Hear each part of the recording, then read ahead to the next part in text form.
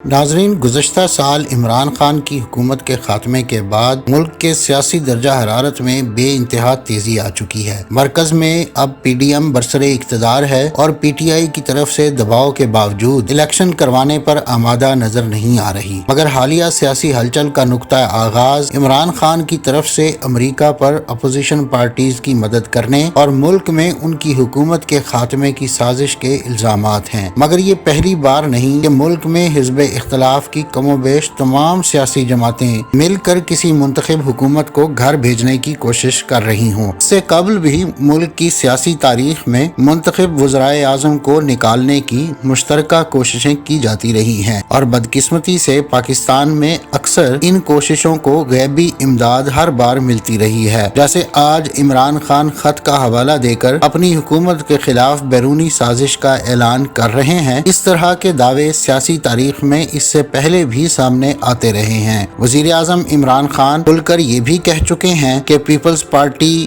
مسلم league نون سمیت 13 جماعتی اتحاد نے ان کے خلاف سازش کرتے ہوئے ان کی حکومت گرائی، مگر یہ الگ بات ہے کہ آج عمران خان کی حکومت ختم کرنے میں جو پاکستان پیپلز پارٹی خاص طور پر پیش ہے، خود اس کے اپنے بانی ذوالفقار علی بھٹو کی حکومت اور ان کے اقتدار کے خاتمے کے لیے بھی مشترکہ حزب اختلاف نے بھرپور مہم چلائی تھی۔ آج پیپلز پارٹی جن سیاسی پارٹیوں کے ساتھ مل کر مشترکہ جدوجہد کر رہی ہے، انہی جماعتوں کے اس دور کے لیڈرز نے بھٹو کو تختہ دار تک پہنچانے میں اہم کردار ادا کیا تھا۔ ناظرین، آج کی اس ویڈیو میں ہم آپ کے سامنے تفصیلات پیش کر رہے ہیں کہ ذوالفقار علی بھٹو اور عمران خان کی حکومت کے خاتمے میں امریکہ اور اسٹیبلشمنٹ کی مداخلت کے الزامات کے علاوہ کیا کچھ ایک جیسا ہے اور کیا کچھ مختلف ہے۔ ناظرین، یہ کہانی شروع ہوتی ہے 16 دسمبر 1971 کو، جب بنگلہ دیش کا قیام عمل میں آیا تو پی آئی اے کی ایک خصوصی پرواز امریکی شہر نیو یارک کے لیے روانہ کی گئی تاکہ وہاں قائم اقوام متحدہ کے صدر دفتر میں پاکستان کا مقدمہ لڑ رہے ذوالفقار علی بھٹو کو وطن واپس لا کر باقی ماندہ، زخم خوردہ اور صدمے کا شکار پاکستان کے 2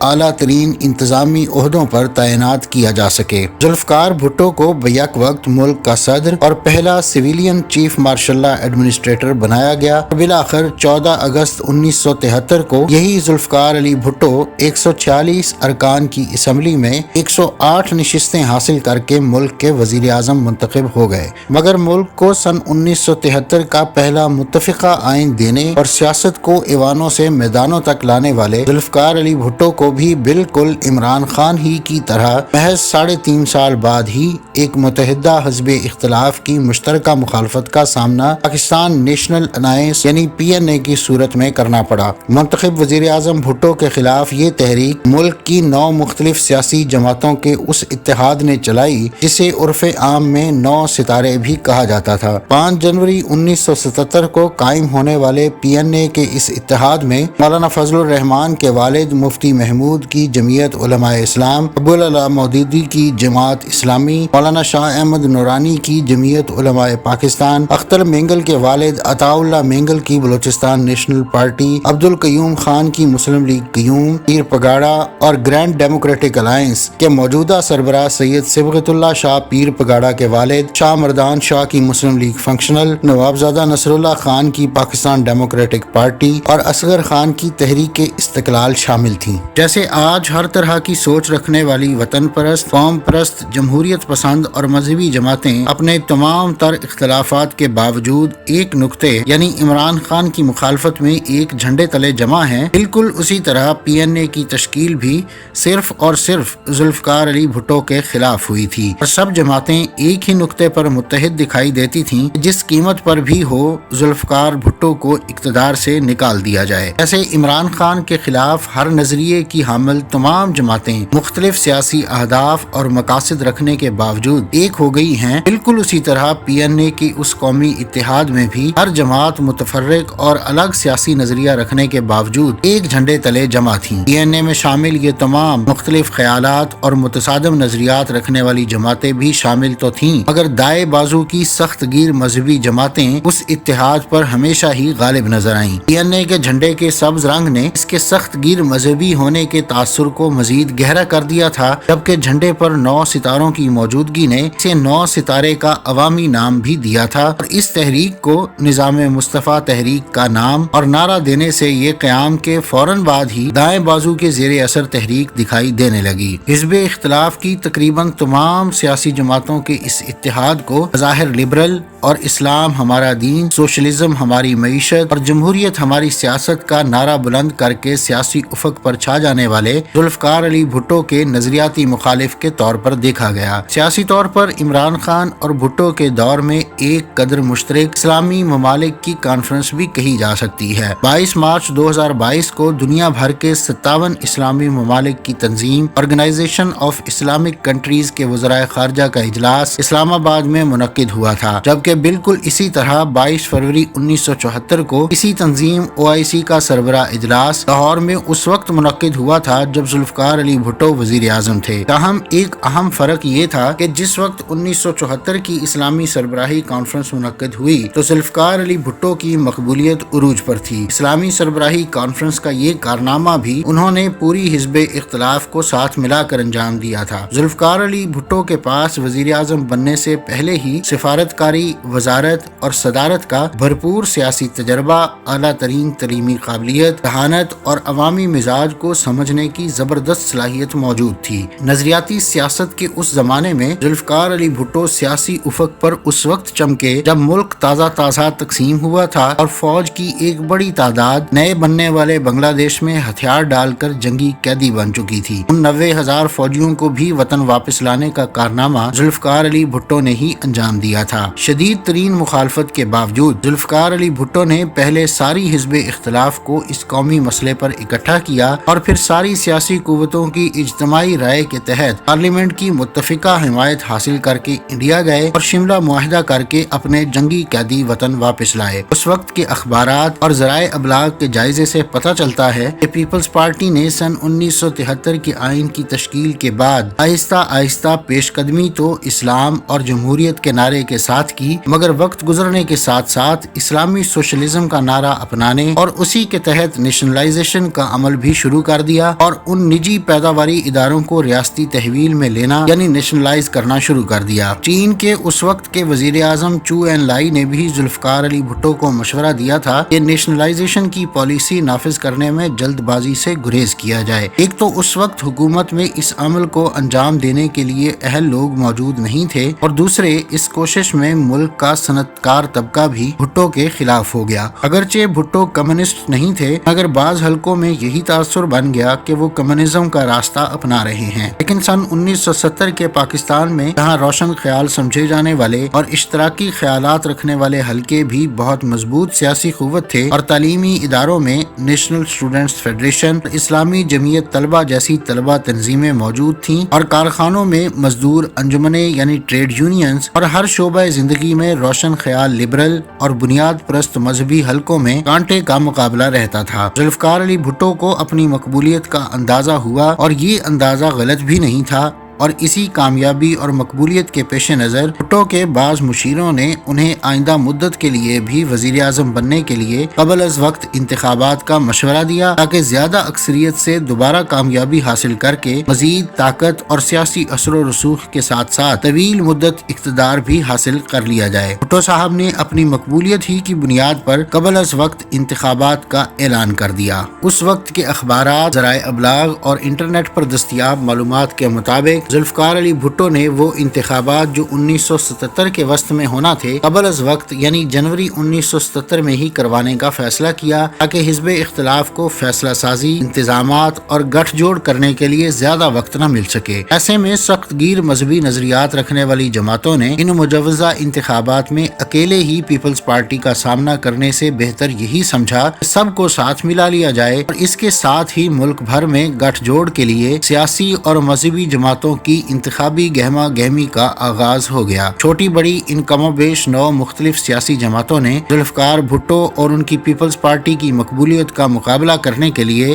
ایک بڑے حکومت مخالف سیاسی اتحاد PNA میں ہی شمولیت کو فوقیت دی اور سب جماعتوں نے ایک جھنڈے کے نیچے متحد ہو جانے کو غنیمت جانا اور حل کے انتخابی نشان اور PNA کے سبز پرچم پر جمع ہو گئیں۔ یہ بکھری ہوئی حزب اختلاف پوری قوت اکٹھی کر کے بھٹو کے سامنے کھڑی ہو گئی۔ جمعیت علماء اسلام کے سینئر رہنما قاری شیر افضل آن ریکارڈ ہیں، جب 1977 میں PNA کی تحریک منظم ہونے لگی تو JUI کی قیادت میں اختلاف پیدا ہوا۔ JUI کے بہت سے سخت گیر رہنماؤں کا موقف تھا کہ احمدیوں کو آئینی طور پر غیر مسلم قرار دلوانے والے ذوالفقار بھٹو کے خلاف نظام مصطفیٰ تحریک نہیں چلائی جا سکتی تھی۔ ان رہنماؤں کا خیال تھا کہ بھٹو نے تو یہ کام کر کے عالم اسلام کی ایسی خدمت انجام دی ہے جو پہلے کبھی نہیں دی گئی تھی۔ بھٹو کے خلاف تحریک کی بنیاد کچھ بھی ہو سکتی ہے مگر نفاذ نظام مصطفیٰ نہیں ہو سکتی۔ بالکل ویسے ہی جیسے عمران خان کی UN میں ختم نبوت پر تقریر اور پھر اسلاموفوبیا کے عالمی دن کی منظوری جیسے اہم اقدامات سے عام آدمی کی رائے میں عمران خان کا انتہائی مؤثر مذہبی رول ہے۔ بھٹو کے خلاف تحریک چلانے پر بھی بعض سخت گیر رہنماؤں نے تو مفتی محمود سے یہ تک کہہ دیا کہ اگر تم لوگوں کی بخشش نہیں ہوئی تو اسی وجہ سے نہیں ہوگی،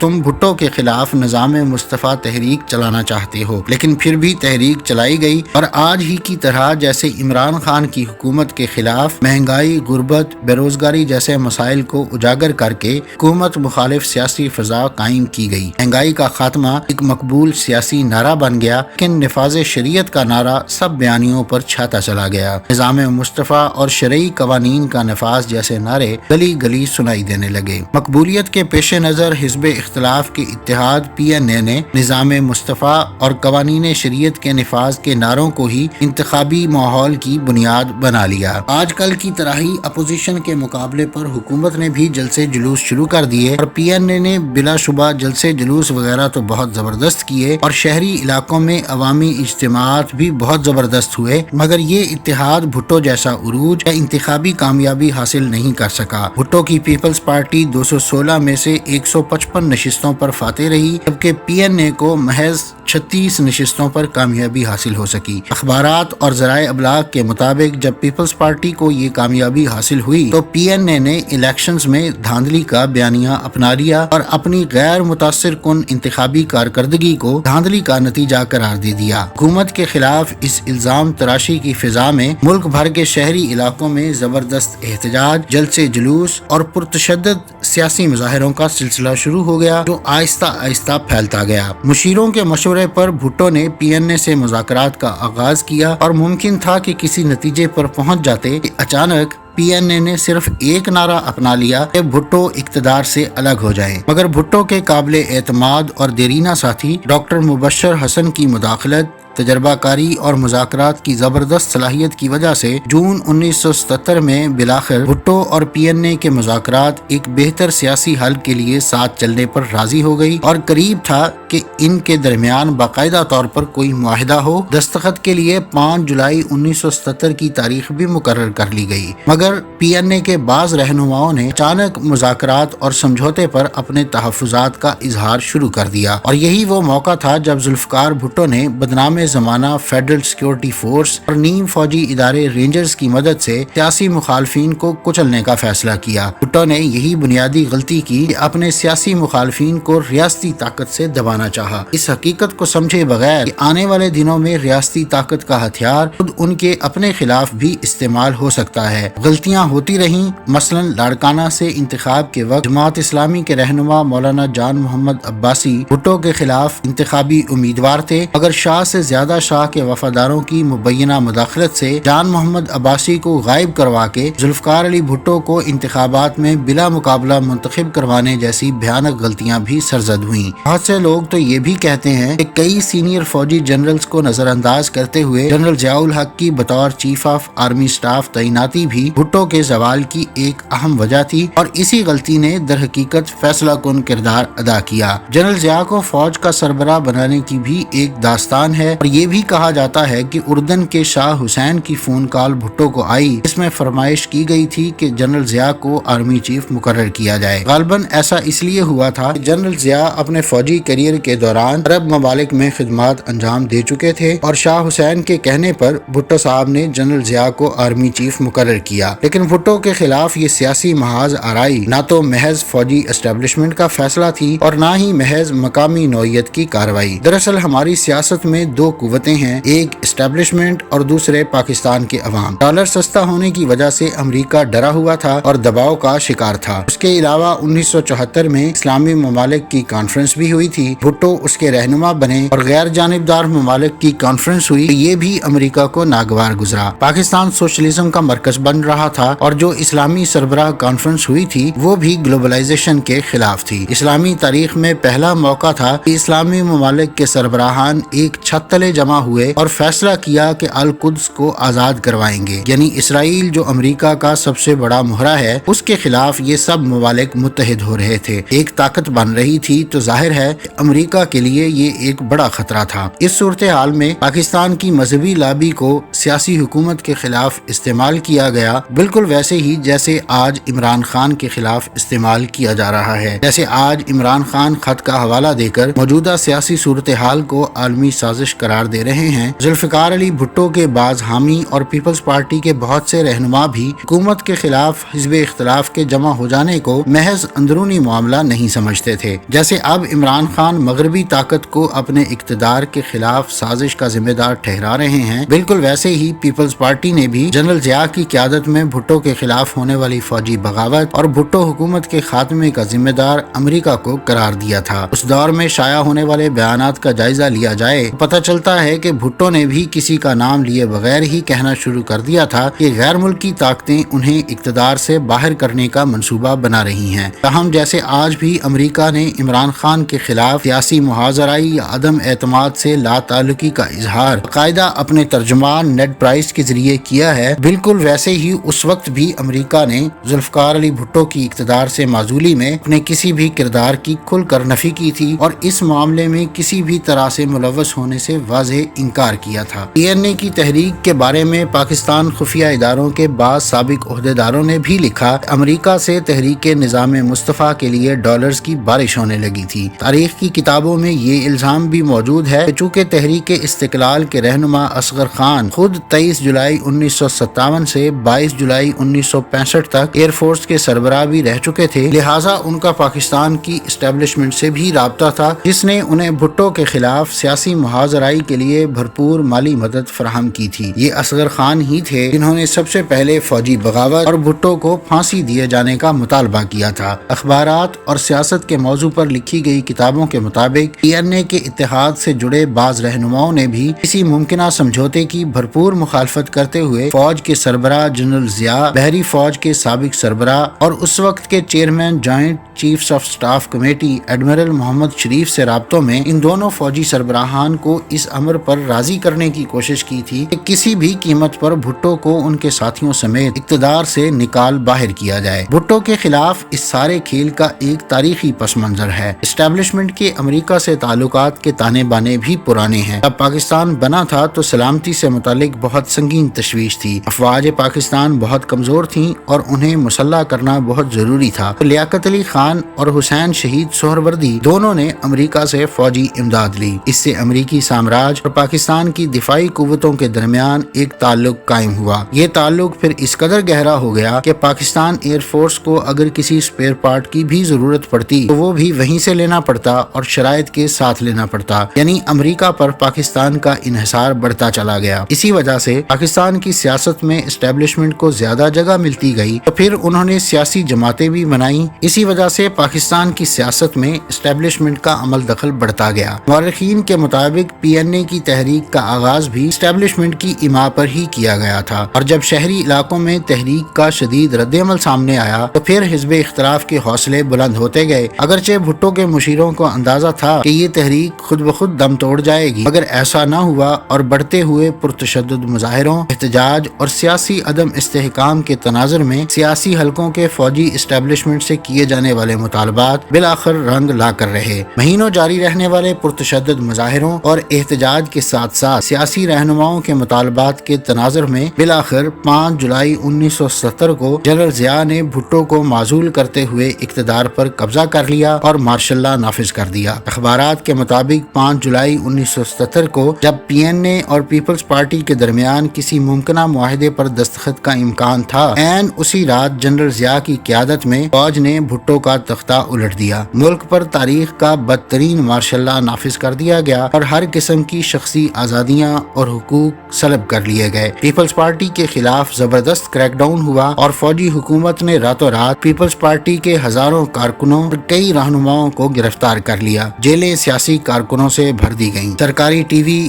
ریڈیو، نیشنل پریس ٹرسٹ کے سرکاری یا پھر نجی ادارت کے تحت شائع ہونے والے اخبارات اور ذرائع ابلاغ سب ہی زبردست پابندیوں اور بدترین سینسرشپ کی زد میں آ گئے۔ 24 جنوری 1978 کو بھٹو کی مخالفت کے لیے قائم ہونے والا حزب اختلاف کا اتحاد یعنی پی این اے اپنے مقاصد حاصل کر لینے پر تحلیل کر دیا گیا۔ بھٹو کا تختہ الٹنے والے جنرل ضیاء کی فوجی حکومت نے 90 روز میں الیکشنز کروانے کا وعدہ تو کیا، مگر جب تک جنرل ضیاء زندہ رہے سیاسی بنیادوں پر انتخابات نہیں ہو سکے۔ ان کی زندگی میں 8 برس بعد ہوئے بھی تو غیر جماعتی بنیادوں پر۔ دراصل جنرل ضیاء کو 90 روز کے اندر ہونے والے انتخابات ملتوی کرنے کا مشورہ دینے والی چند بائیں بازو کی جماعتیں، چند میڈیا کے لوگ اور چند دانشور تھے، کیونکہ سب کو پتا تھا کہ بھٹو کی مقبولیت واقعی اصلی ہے اور مارشل لا کے بعد بھی اگر انتخابات ہو جاتے تو وہ جیت سکتے تھے۔ مگر دائیں بازو کی جانب جھکاؤ رکھنے والے دانشور، جن میں الطاف حسین قریشی، مجیب الرحمان شامی، مصطفیٰ صادق، مولوی صلاح الدین وغیرہ شامل تھے، ان سب نے جنرل ضیاء کو انتخابات ملتوی کرنے کا مشورہ دیا۔ مجیب الرحمان شامی نے تو بعد ازاں اس بات کی تصدیق بھی کی تھی۔ اس مشورے پر جنرل ضیاء الحق نے کہا کہ میں تو وعدہ کر چکا ہوں کہ انتخابات وقت پر ہوں گے، اب انتخابات ملتوی کیے تو عوام کیا کہے گی؟ تو پریس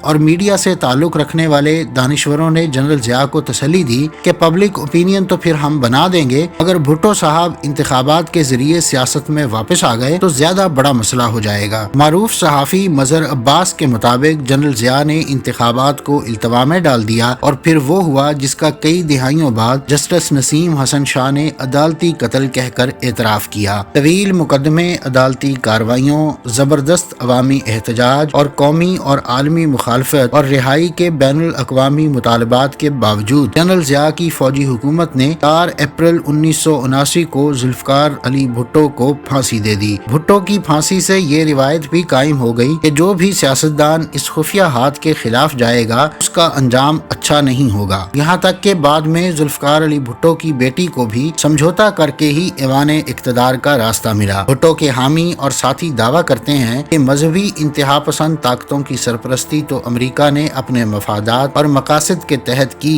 تاکہ چین اور روس کے خلاف حکمت عملی اپنانے میں پاکستان کے اندر رکاوٹ نہ پیدا ہو۔ پھر روس کے خلاف مذہبی انتہا پسند طاقتوں کو جو بالکل ہی الگ تھلگ تھیں ان کو مرکزی دھارے میں لایا گیا، مسلح کیا گیا اور ٹیکس فری سہولتیں فراہم کی گئیں۔ افغان جہاد کے نام پر ملک میں بے شمار ڈالرز آئے اور ملک میں کلاشنکوف اور ہیروئن کلچر آیا۔ منشیات کا سیلاب آیا، غیر قانونی پیسہ آنے سے معاشرتی نظام بھی متاثر ہوا اور نو دولتی افراد نے مضبوط معاشرتی اقدار کو بھی نقصان پہنچایا، جس کا ڈائریکٹ نتیجہ یہ نکلا کہ جھوٹ سچ کی پہچان ختم ہو گئی اور بدماش اور 2 نمبر لوگ معزز بن گئے۔ بدقسمتی سے یہ سلسلہ آج بھی جاری ہے اور ضمیر فروش گروہ آج بھی بیرونی اشاروں پر پاکستانی عوام کے مفادات کے خلاف مصروف عمل ہے۔ ناظرین، یہ تھی آج کی ویڈیو۔ اگلی ویڈیو تک کے لیے مجھے اجازت دیجیے۔ اللہ حافظ۔